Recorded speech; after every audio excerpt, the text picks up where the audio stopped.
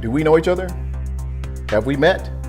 You know, that's a great segue right there, if I do say so myself. When was the last time you asked someone, do I know you? Have we met? Psalms 139, 1 through 6 says, "O Lord, you have examined my heart, and you know everything about me. You know when I sit down or stand up. You know my thoughts even when I'm far away. You see me when I travel and when I rest at home. You know everything that I do. You know what I'm about to say even before I say it, Lord.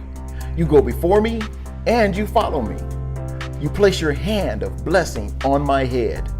David says, "Such knowledge is too wonderful for me, too great for me to understand." Hi, I'm Pastor Malachi, and welcome to Motivating Minutes. Let me share a brief story with you. A history professor at a large university was giving a final exam to his freshman class.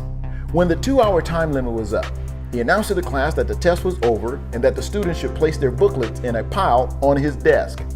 The professor sat back in his chair and he watched as the 250 students in the auditorium filed past his desk, dropped off their tests, and exited the room. Some of the students grumbled about the difficulties of the exam. Others walked out in stunned silence. As he prepared to sort through the 3 large piles of tests on his desk, the professor noticed that one young man was still in his seat working away. The professor cleared his throat loudly, but the student didn't seem to notice. The teacher called to the student, "Young man, the test is over. Come down here right now and hand in your booklet." The student didn't even look up. The professor noticed, and he decided that I'm gonna teach this young man a lesson.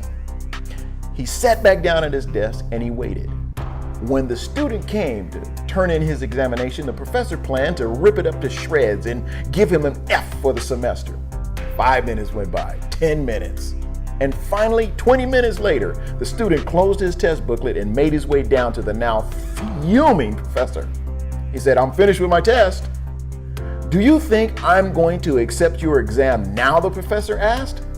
The young man leaned forward, looking over the stacks of tests that was sitting on the desk.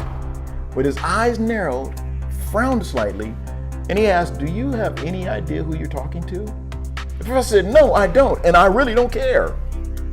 "Good," the student said, and with that he stuck his test right in the middle of one of the stacks and walked out.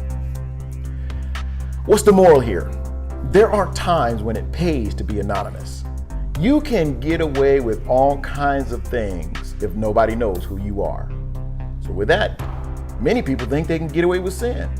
They assume that with so many people in the world, God couldn't possibly care about one individual.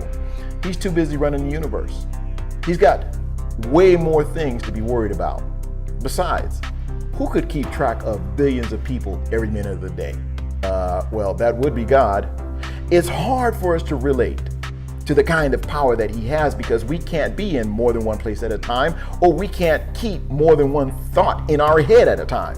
Some of us can barely walk and talk and chew gum at the same time. We figure that if God is busy helping a missionary in Africa right now, he certainly can't be paying too much attention to us, but he can. God is omnipotent, he's omnipresent, he's omniscient. He completely fills up the world with his presence, his knowledge, and his power.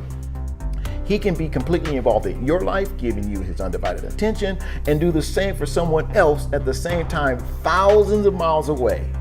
Now, we aren't required to understand how he does it.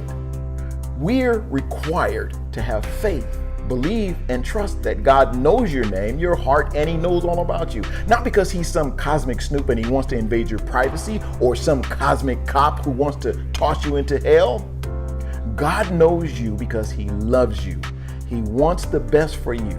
He wants to have a relationship with you.